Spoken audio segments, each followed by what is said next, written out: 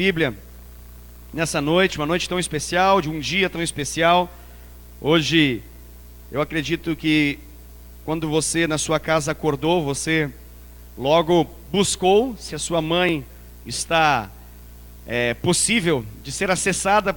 Você procurou acessar ela, seja na sua própria casa ou mandando uma mensagem, um telefonema. Algo você fez porque você queria honrar e queria abençoar e parabenizar a sua preciosa mãe. Então eu quero ministrar uma palavra ao seu coração dentro desse tema, não poderia ser diferente. Essa noite pede para a gente poder falar a respeito da maternidade, falar a respeito de ser mãe. Eu gostaria que você pudesse abrir a sua Bíblia no livro de Êxodo, pois tem uma mamãe que me chama muita atenção na Bíblia.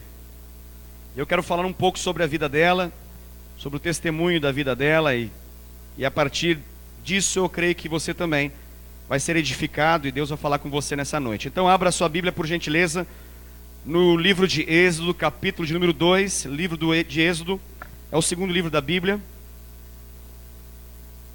Êxodo, capítulo de número 2. Eu espero você achar.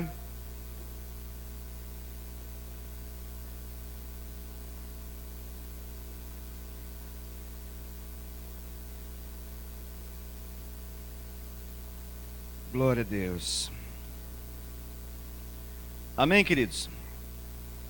Passo para a leitura. Diz assim as Escrituras Sagradas, a partir do primeiro versículo até o versículo de número 10, Êxodo 2, de 1 a 10. Foi-se um homem da casa de Levi e casou com uma descendente de Levi. E a mulher concebeu e deu à luz um filho. E vendo que era formoso, escondeu-o por 3 meses. Não podendo, porém, escondê-lo por mais tempo, tomou um cesto de junco, calafetou-o com betume e piche, e pondo nele o menino, largou-o no carriçal, à beira do rio. A irmã do menino ficou de longe, para observar o que lhe haveria de suceder. Desceu a filha de Faraó para se banhar no rio, e as suas donzelas passeavam pela beira do rio. Vendo ela o cesto no carriçal, enviou a sua criada e o tomou. Abrindo, viu a criança, e eis que o menino chorava. Teve compaixão dele e disse: este menino é dos hebreus. Então disse sua irmã, a filha de Faraó: queres que eu vá chamar uma das hebreias, que sirva de ama e te crie a criança? Respondeu-lhe a filha de Faraó: vai. Saiu, pois, a moça e chamou a mãe do menino. Então lhe disse a filha de Faraó: leva esse menino e cria-mo, pagar-te-ei o teu salário. A mulher tomou o menino e o criou. Sendo o menino já grande, ela o trouxe à filha de Faraó, da qual passou ele a ser filho. Esta lhe chamou Moisés e disse: porque das águas o tirei. Até aqui, queridos. Muito bem. Eu acredito, não sei se você concorda comigo, mas eu acredito que não é melhor exemplo natural, um exemplo claro, prático, para que nós possamos entender o que é graça e amor de Deus, do que quando nós temos a maravilhosa experiência de ver como que uma mãe age.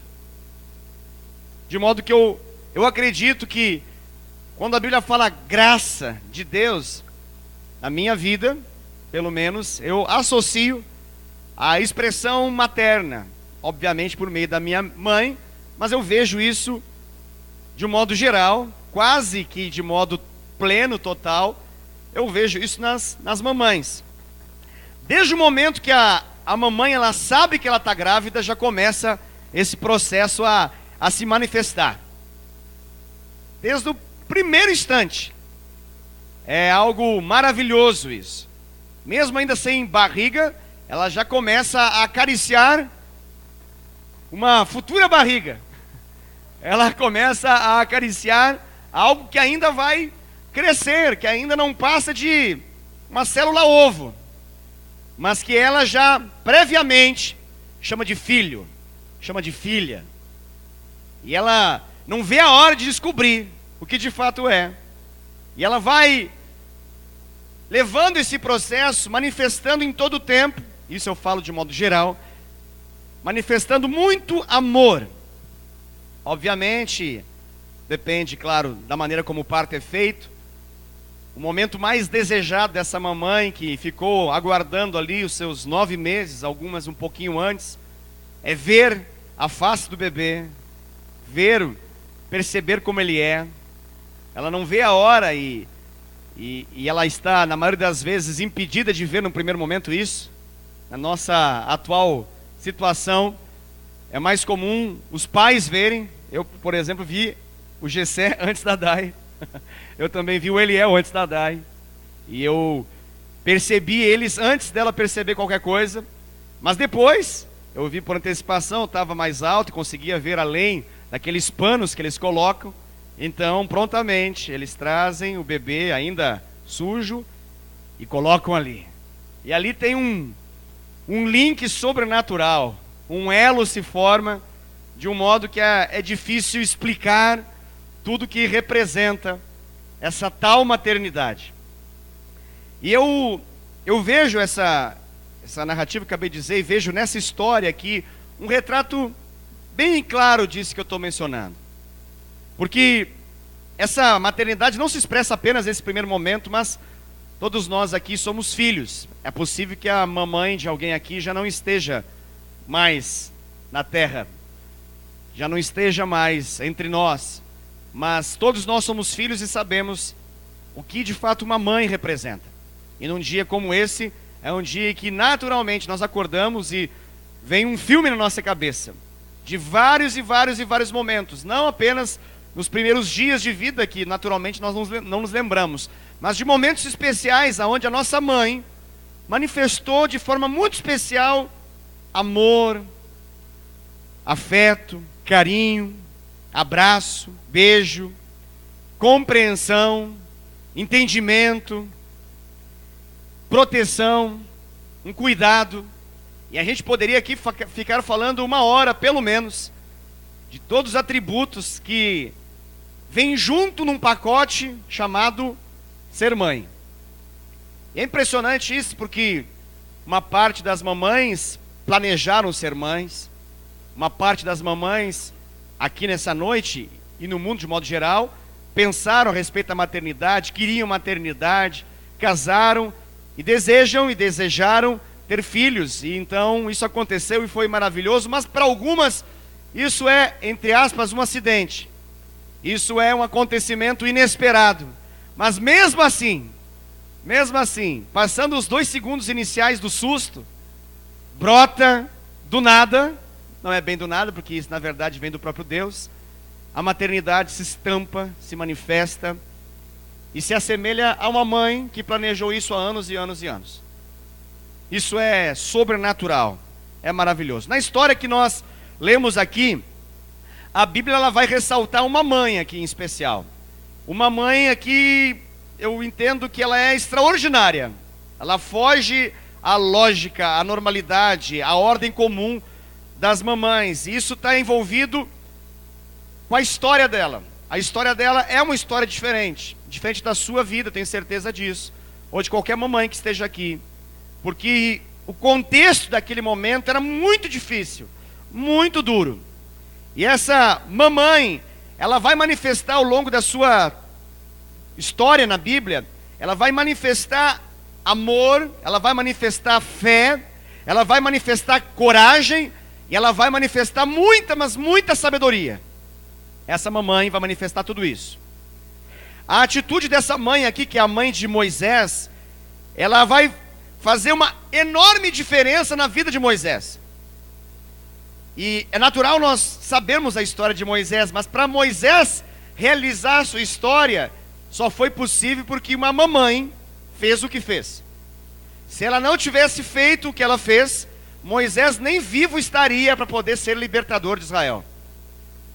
Então, para que esse filho extraordinário pudesse cumprir o chamado de Deus para a vida dele, ele só pôde executar esse chamado porque uma mãe foi mãe de verdade. Uma mãe, ela foi plenamente mãe, nos momentos mais dramáticos da história do seu filho. Por que eu falo isso? Porque a história aqui, ela está envolvida num acontecimento, que é o fato de Faraó ter ordenado a morte dos bebezinhos, a morte dos meninos. A Bíblia fala que Faraó, ele percebeu que havia um crescimento do povo de Israel. E esse crescimento daqueles que eram seus súditos, os seus escravos, aqueles que estavam debaixo da sua autoridade, gerou um pouco de incômodo no coração de Faraó, de modo que ele ficou com medo de que esse povo se tornasse tão forte, tão grande, tão poderoso, que pudesse reverter essa situação e subjugá-lo. Então, para impedir o crescimento, ele fez então ali uma declaração de infanticídio. Ele declarou morte aos filhos, morte às crianças, mais especificamente a todo menino que nascesse. E então surge a história dessa mulher, chamada Joquebede. Joquebede é o nome dessa mamãe aqui. E nós não vamos saber o nome dela nessa passagem que nós acabamos de ler, mas nós vamos descobrir o nome dela se nós lermos o capítulo 6, que vai mencionar o nome dela, ou então se nós formos para outras passagens da Bíblia, vai mencionar Joquebede, mas nessa especificamente não vai mencionar. Mas esse é o nome dessa mulher, Joquebede. E ela se viu diante de uma situação muito difícil, porque ela era uma hebreia, ela era israelita, e agora o rei, o imperador, o faraó, baixou um decreto. E o decreto era que todas as mamães estavam agora debaixo dessa dura condenação dos seus filhinhos. Ela se viu numa encruzilhada aqui, entre obedecer ao mandato do rei, ou então preservar o seu filho recém-nascido. Ela tinha que fazer uma escolha. Só que se ela escolhesse preservar o seu filho recém-nascido, ela estaria se colocando debaixo da condenação do faraó. Ao escolher preservar o filho, ela estava atraindo sobre ela a ira de Faraó, porque Faraó iria matá-la. E não apenas iria matá-la por não cumprir o seu mandato, mas também mataria os seus outros 2 filhos, Arão, Midian, mataria o seu esposo, Anrão, mataria sua família, seria extinta pela simples decisão que ela teve de obedecer a Deus. Aqui o que está nessa história é um momento que por vezes acontece na sua vida, na minha vida também. E nós somos confrontados com a necessidade de fazer uma escolha entre obedecer aos homens ou obedecer a Deus. A questão aqui ela era profunda. A decisão iria trazer consequências, e ela não tinha total controle das consequências. Ela não sabia tudo o que poderia acontecer, mas ela estava diante de uma decisão, e ela sabia que Deus era bom, e que Deus não estava compactuando com a morte do seu filho, e que Deus não queria que seu filho morresse. Então agora ela fez essa decisão.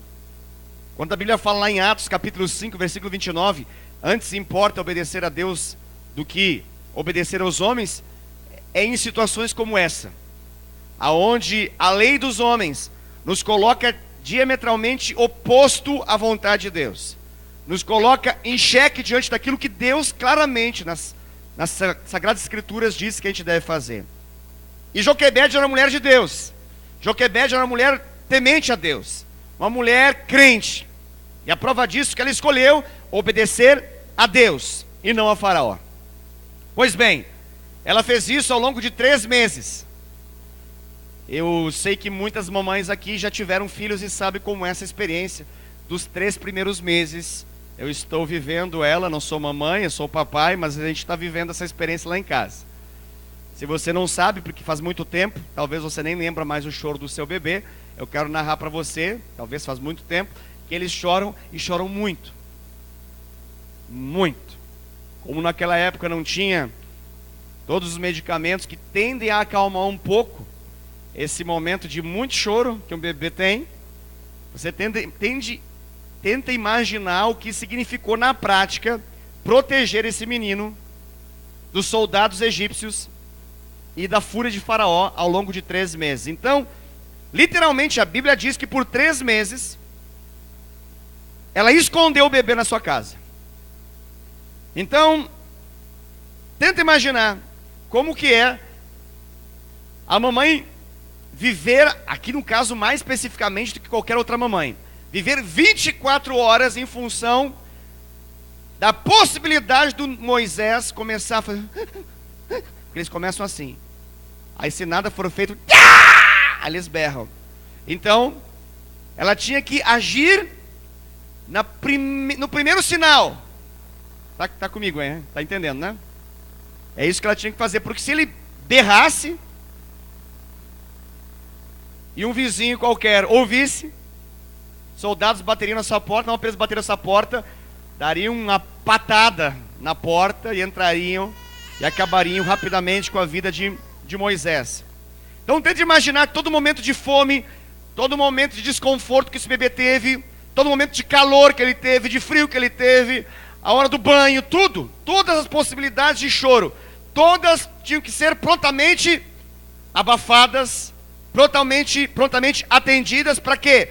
Para que não houvesse a possibilidade de ninguém saber que ali naquela casa tinha um bebezinho. Ok? Você sabe que nós estamos no tempo moderno, que você compra Pampers, você compra essas marcas todas aí que existem, e assim, de forma muito fácil, qualquer leigo consegue trocar um bebezinho atualmente. Você levanta ele, coloca debaixo, pega aquelas pontas que se estendem para o lado, e você então une, colou, pronto, fechou. Fácil assim, né? Eu sou o perito lá em casa, faço isso toda hora. Muitas horas. Muito mesmo, sem exagerar.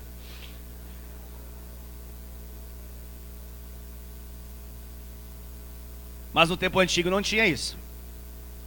Não tinha pompom, não tinha Pampers, não tinha nada dessas coisas. Não tinha nada. Naquele tempo tinha aquela velha e boa, aquela fralda, a de pano, sabe? Pensa como é viver sem poder estender as fraldas de pano no varal. Pensa aí comigo. Por que não podia, pastor? Porque não podia ser visto. Ninguém poderia perceber, ao longo desses 3 meses iniciais, de que existia uma criança ali. Tenta imaginar o que é a felicidade dos irmãos com o maninho que chegou. Lá em casa eu tenho experiência dessa também. Eu sei do que eu estou falando.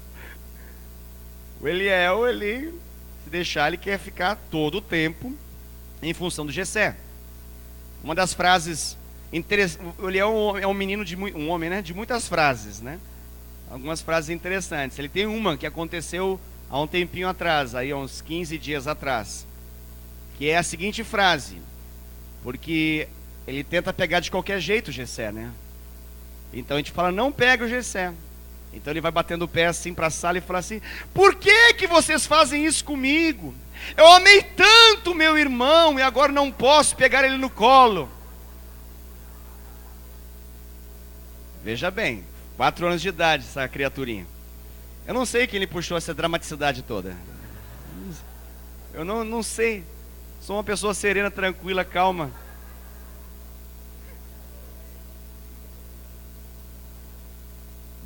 Bota dramático esse menino. Então você tem uma noção de que significa a felicidade de um irmão pela chegada de um recém-nascido. Era comum isso. Alguns ficam um pouco enciumados, chamam a atenção de alguns jeitos estranhos. Também faz parte do pacote, mas de um modo geral, oscilando um pouco entre ciúmes, mas também com um alto nível grande de satisfação e aceitação, os irmãos não só participam desse momento, mas também estão com muita vontade de narrar para o mundo externo que eu tenho um maninho. Eu nem precisei avisar todas as pessoas que o Eliel encontra que nós temos um filho, porque o Eliel, a primeira coisa que ele faz é narrar que o Jessé chegou. Então é comum, toda a escola sabe. Eu fui no próximo dia, né, achando que era um fato assim completamente novo. Aí vem professora me parabenizar, as crianças, as mães das crianças, todo. Tudo bem que nós temos algumas amadas irmãs e amados irmãos que levam seus filhos na mesma escola que Eliel, então poderia ser por meio do povo da igreja. Não, mas não foi só por meio do povo da igreja. Não foi só para o Davi, Priscila, a Priscila Neia, que também tem filhinha lá na mesma escola. Não, mas foi pelos outros. Quem contou isso para eles? Senhor Eliel. Agora tenta imaginar o que é você lidar com essa tensão na sua casa, porque não pode contar para ninguém que tem um bebê aqui. Imagina o Arão dando com a língua nos dentes. Imagina Midian dando com a língua nos dentes. Se eles falassem, mesmo na inocência infantil, eles atrairiam morte sobre a sua casa. É isso que aconteceria. Então, é uma situação dramática. A Bíblia fala que ela conseguiu, debaixo do poder de Deus, ela conseguiu dar conta disso até 3 meses. Eu acho que já foi algo sobrenatural. Não deu nenhum lá em casa e é difícil, os vizinhos já sabem. Eles já sabem. E é outra coisa que eu não sei de onde vem também. Os meus filhos, tudo, eles têm uma goela que é incrível. O Eliel, quando ele era pequenininho, tinha um vizinho que não nos conhecia. Depois a gente ficou sabendo, porque ele contou para um outro vizinho que era conhecido nosso e amigo nosso, que ele chegou a cogitar a possibilidade de chamar o conselho tutelar. Porque ele tinha absoluta certeza, esse vizinho, que uma criança estava sendo espancada naquela casa. Era o Eliel. Era o Eliel. Pois bem, o Jessé nasceu com o mesmo tipo também, ele tem uma voz forte. Também não sei de onde vem esse tipo de coisa. Essas coisas, né? Deve ser de algum antepassado muito antigo.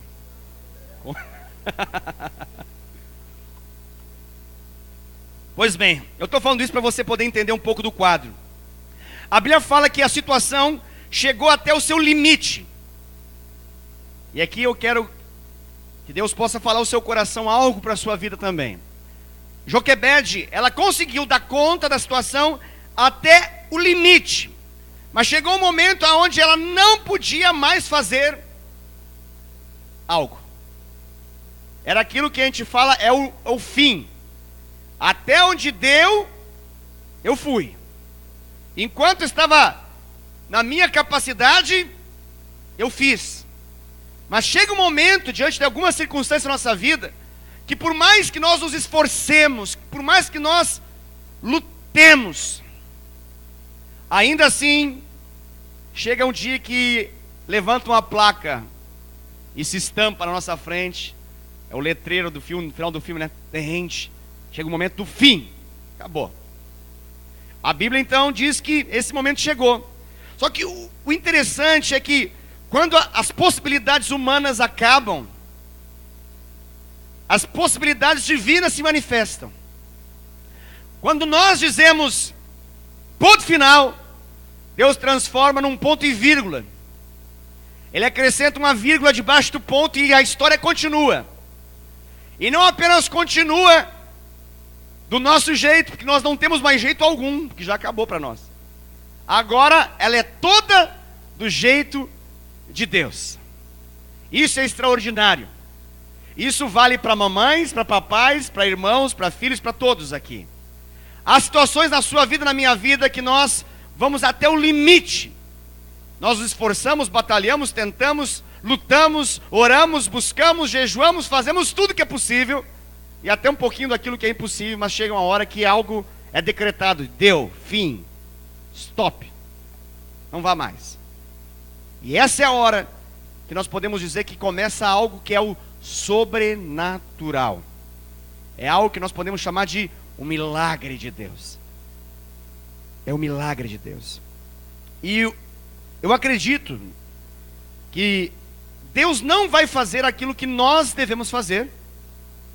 Nós precisamos ir até de fato aonde é a nossa possibilidade, mas quando a nossa acaba e nós confiamos em Deus, quando o ponto final chega, mas nós confiamos em Deus, Ele tem então autoridade e liberdade para continuar essa história. E a Bíblia fala então que Joquebede, nesse momento, ela vai agora ter uma outra atitude, uma atitude de extrema coragem e de extrema fé.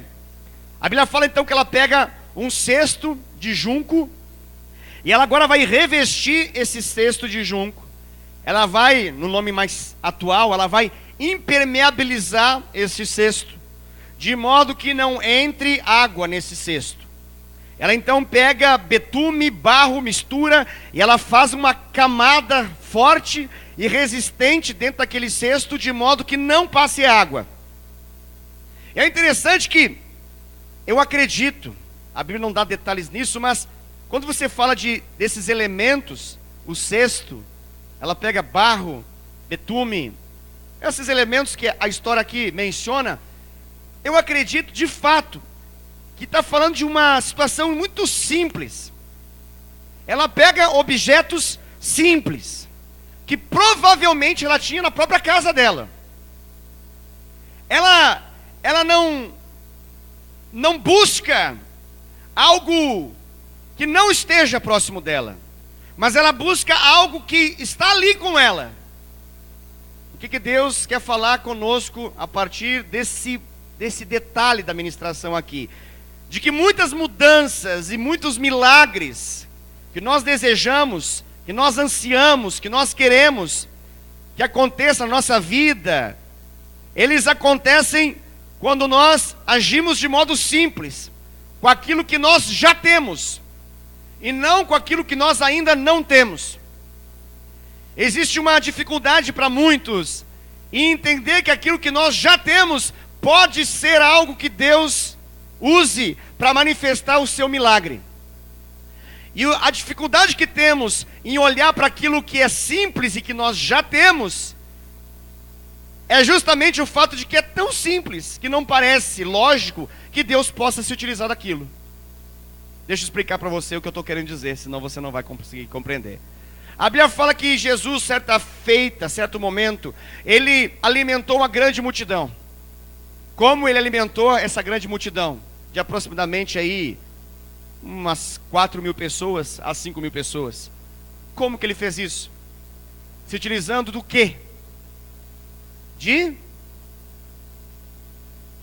Pode falar. 5 pães e 2 peixes. Esses 5 pães e 2 peixes estavam à disposição de Jesus, mas era muito pouco, era muito simples, aparentemente nada. E poderia ser facilmente ridicularizado alguém ao mencionar que o que você acha que pode ser feito com 5 pães e 2 peixes para alimentar uma multidão tão grande quanto essa. Mas quando a gente pega o pouco que temos e colocamos na mão de um Deus que é grande, Ele transforma essa realidade e Ele usa aquilo que temos à nossa disposição para manifestar aquilo que ainda nós não temos à nossa disposição.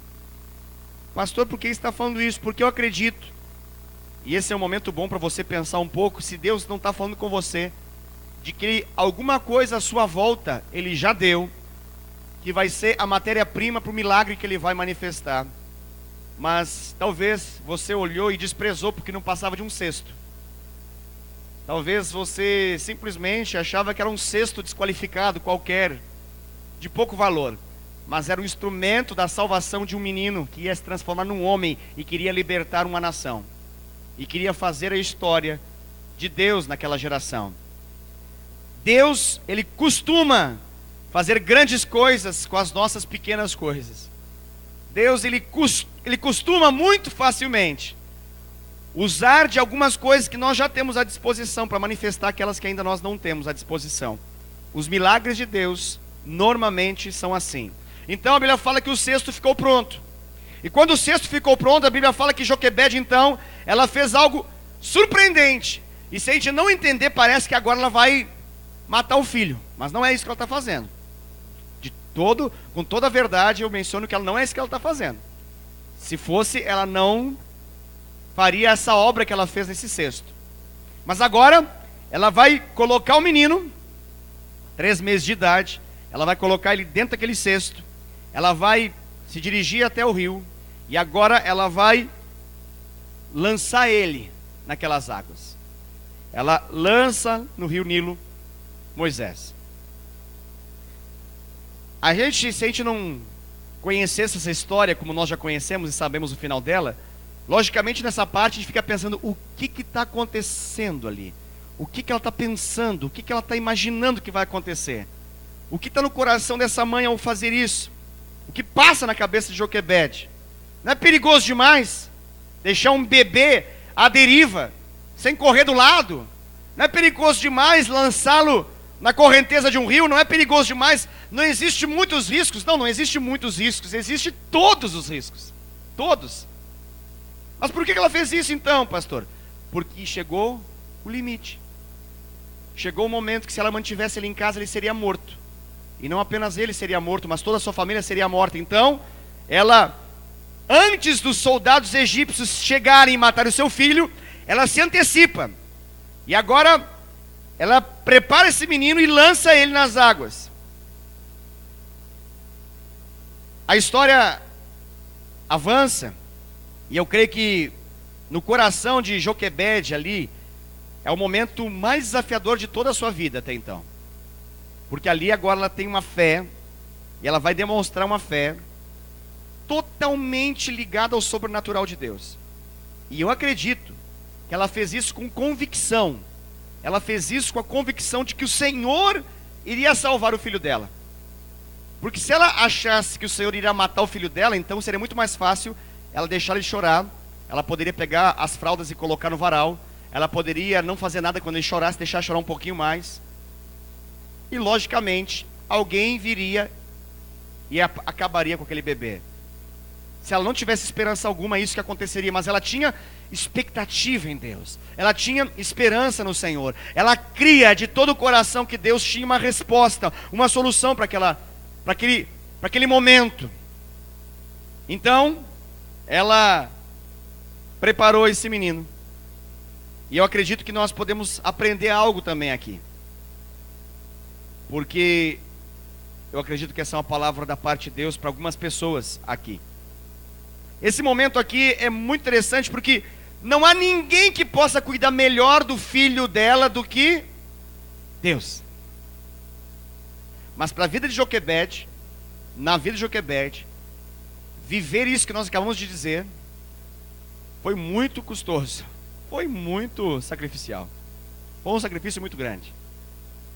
Nós vivemos num contexto em que muitas mães são muito super protetoras.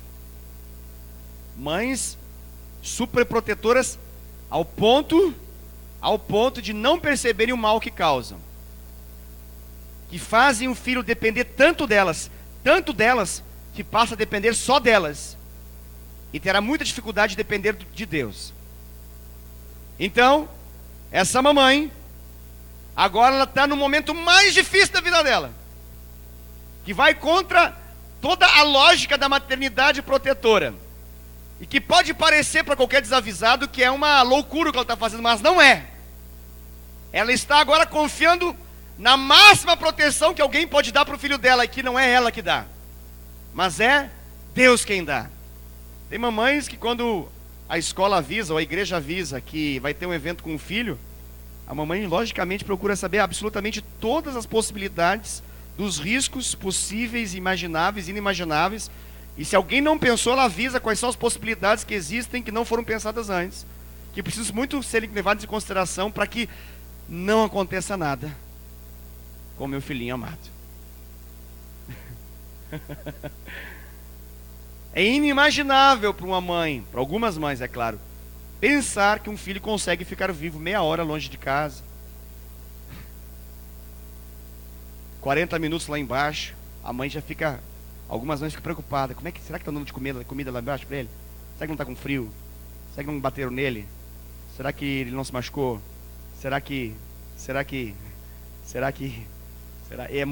São muitas dúvidas. Essa mãe aqui, ela não está preocupada em meia hora de culto infantil. Ela não está preocupada com um passeio no parque, no zoológico de Sorocaba. Aqui, ela está preocupada com o quê? Em atender ao que Deus havia falado para ela. E que ela entendia que era a vontade de Deus. É um desafio. Mas eu quero novamente dizer, não há ninguém que possa cuidar melhor de você e daquilo que te pertence do que o seu Senhor. Não há ninguém. Ninguém. Então, ciente disso, deixa Ele conduzir. Ciente disso, crendo nisso, deixa Ele fazer. Quebre a superproteção e entenda que você tem um superprotetor, que é o próprio Deus. E aquilo que você não consegue alcançar, Ele alcança. Aquilo que você não consegue ver, Ele vê. Aquilo que você não consegue fazer, Ele faz. Muito melhor do que os planos de Joquebede para Moisés. Ela reconheceu que eram os planos de Deus sobre Moisés. Tenta imaginar, querido. Tenta imaginar. Eu queria que você pudesse, mamãe, visualizar um pouquinho agora pela fé o seu filho não sendo jogado nas águas do rio Nilo, mas viajando as nações para poder viver a vontade de Deus. Saindo debaixo das suas asas para poder estar debaixo das asas do próprio Deus. Tente imaginar isso por um instante. É semelhante a lançar nas águas. Amém. Glória a Deus. Pastor, mas a vida depois disso? Essa palavra mostra que há. Essa palavra mostra que há. Eu vou explicar o que aconteceu depois. Lá vai o cestinho. E lá vai o cestinho descendo o rio abaixo. Aí você pensa assim, meu Deus, eu não conseguiria imaginar essa cena. Talvez você pense, mamãe, eu sairia correndo na beira. Eu sairia correndo na beira, tentando imaginar quais são as possíveis pedras, rochas, precipícios, cascatas, correntezas, tudo. Mas a Bíblia não fala que ela fez isso. A Bíblia não fala que ela fez isso. Você consegue imaginar uma coisa que mães foram habilitadas por Deus a fazer, fazem com excelência, funciona sempre, e essa mulher com certeza fez, porque a Bíblia não fala que ela estava no rio. A Bíblia nos dá a entender claramente que ela faz isso, e ela vai para onde? Para casa. Ai, que imprudência, pastor, pelo amor de Deus, isso não é mãe que se preza. O que ela foi fazer em casa, será? Fazer comida, assistir a televisão, mandar mensagem no WhatsApp. O que ela foi fazer em casa? O que você acha que uma mãe faz nessa hora? Esse é o momento da intercessão, querido. Esse é o momento sobrenatural que se manifesta somente quando uma mãe ora. Aqui é uma mãe crente. É uma mãe que sabe que depender de Deus é sempre melhor. Eu acredito que em algum momento ela direcionou essa filha dela. Miriam está ali na história. Mas talvez você pense, não, mas eu não confiaria a um outro filho para ver essa situação. Eu mesmo ficaria correndo do lado. Não. Essa Joquebede, ela estava em casa. Ela não sabia como iria acontecer detalhadamente. Não sabia. Mas ela tinha uma certeza no seu coração. Deus vai fazer algo. Algo sobrenatural, extraordinário, Deus vai fazer. Eu imagino a oração dela avançando conforme o cesto avançava no rio. E agora então, a Bíblia fala que a menina está do lado ali, Miriam. Vamos avançar a cena, né? Imagina ela orando em casa. Passa ali uma meia hora, uma hora. E agora a Miriam vem correndo. E ela vem correndo com uma notícia maravilhosa. Ela vem correndo porque ela quer compartilhar um milagre dos milagres, dos mais sobrenaturais possíveis. Ela entra e fala: mãe, o Moisés foi encontrado por alguém, e ele está sendo cuidado por alguém, e ele não foi afogado no rio, os soldados não pegaram ele. E detalhe, aí ela tira a carteira, eu imagino ela tirando carteira. Aqui tem uma remuneração imensa aqui, um valor imenso aqui, que foi dado para a gente poder, você, mamãe, cuidar dele aqui na casa. Não, para tudo, né? Para tudo. Você consegue entender o que aconteceu ali? Não só não morreu, voltou para ela e veio dinheiro junto. Oh, coisa boa isso! Que coisa fantástica! Eu quase que associo outra palavra, que diz assim: lance teu pão sobre as águas, depois de muito tempo, você terá ele de volta. Mas aqui não é um pão que foi lançado sobre as águas, lance teu filho sobre as águas. Mas olha o detalhe técnico importante aqui dessa palavra: quando nós entregamos algo da nossa vida aos cuidados de Deus, inevitavelmente nós não apenas recebemos de volta aquilo, mas nós recebemos algo ainda melhor do que aquilo que nós demos para Ele. Ninguém bate a Deus na capacidade de dar coisas boas. Quando você diz assim: papai, eu estou te dando o meu melhor, aí você dá o teu melhor. Prepare-se, porque Ele vai dar o melhor dele, e o seu melhor não se compara com o melhor de Deus. Quando você fala assim: eu estou dando o meu tudo, como foi ministrado aqui, prepare-se para você receber o tudo que Ele pode manifestar na sua vida. Você não apenas recebe em proporção igual, você recebe em medidas maiores, calcada, sacudida, transbordante. Você recebe em proporções sempre maiores.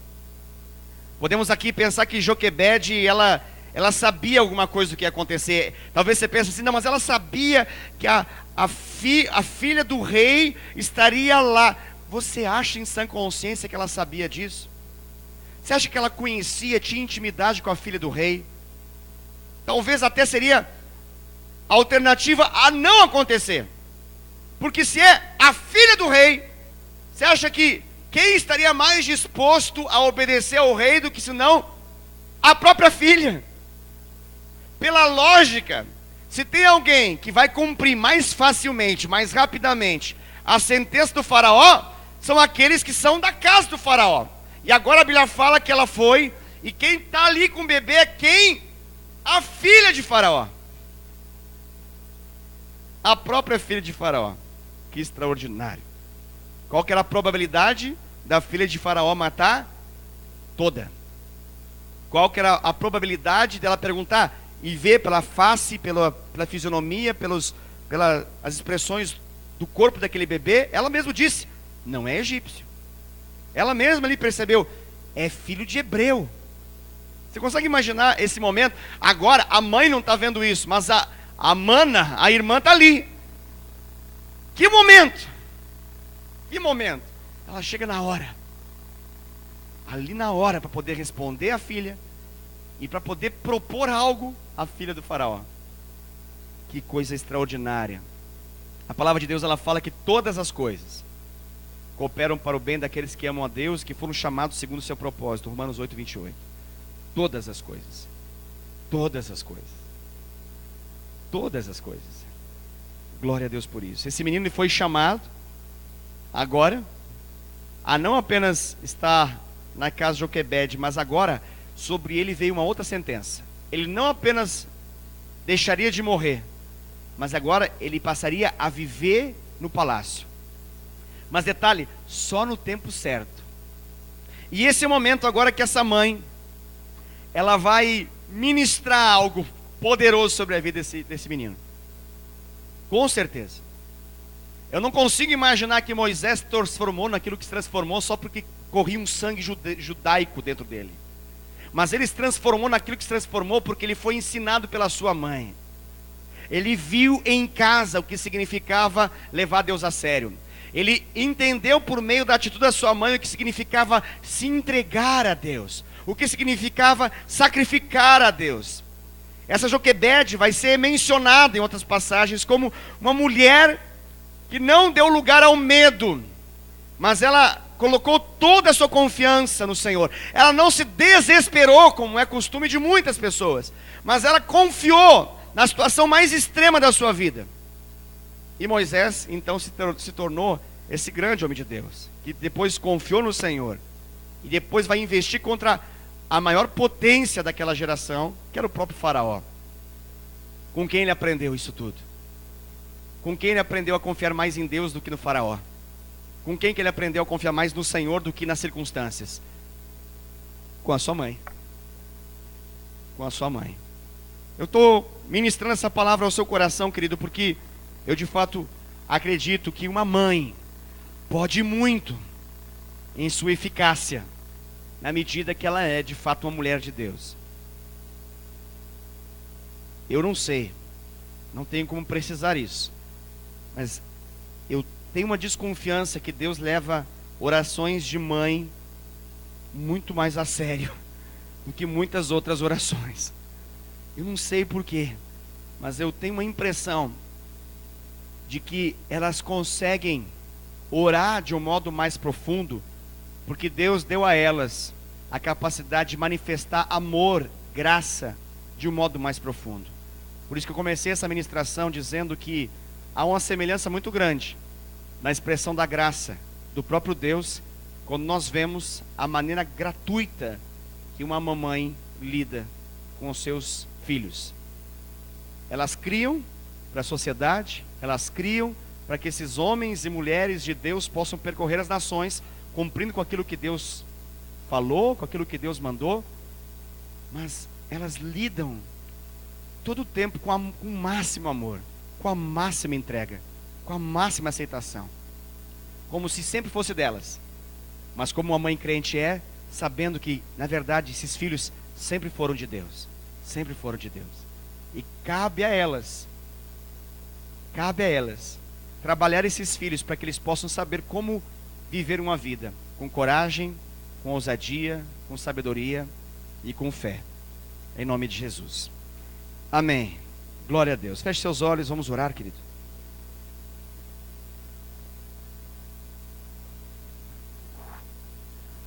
Pai querido, eu quero no nome de Jesus abençoar cada uma das mamães que estão aqui. E também, Pai, quero abençoar a vida de cada uma das mulheres que ainda não são mamães de forma natural, mas que serão. E eu quero, Pai, no nome de Jesus, clamar, Senhor Deus, que essa palavra que eu ministrei, ela se cumpra na vida de cada uma dessas mamães. Eu sei que em circunstâncias diferentes, de modo diferente, não vai ser a mesma situação e história da vida de Joquebede, mas cada uma das mamães que estão aqui carregam dentro delas, em função da maternidade, essa capacidade de amar incondicionalmente, essa capacidade de renunciar a si mesmo em prol dos seus filhos, essa capacidade de se importar sempre, essa capacidade de compreender, essa capacidade de abraçar, de dar afago, carinho, proteção, cuidado. Papai, isso é presente do Senhor para a nossa vida. Nós que somos filhos sabemos o quão bom é poder desfrutar do teu cuidado através das nossas amadas mamães. Eu peço que o Senhor abençoe cada uma delas aqui nessa noite, Pai, no nome de Jesus. Aquelas que são mamães naturais e aquelas que são mamães espirituais, que cuidam de vidas, que cuidam de outras pessoas e que dão direção, proteção, correção, que elas possam ser, Senhor Deus, poderosamente abençoadas por Ti, que o Senhor derrame graça, unção, sabedoria do alto sobre a vida de cada uma delas, para que elas possam, Senhor Deus, conduzir os seus filhos para o centro da Tua vontade, e que elas lancem os seus filhos na Tua vontade, sabendo que elas vão colher não apenas o mesmo que lançaram, mas elas vão colher uma colheita muito maior do que aquilo que elas semearam para o Senhor, em nome de Jesus. Amém. Amém. Aleluia. Quero chamar a Vanessa aqui na frente. Nós temos um momento especial aqui para as mamães, e a Vanessa vai conduzir esse momento aqui. Eu gostaria de chamar as nossas mamães aqui para frente, todas as mamães. Só mamães, Marcelo. São só as mamães. Todas, as que estão aqui também. São todas. Isso.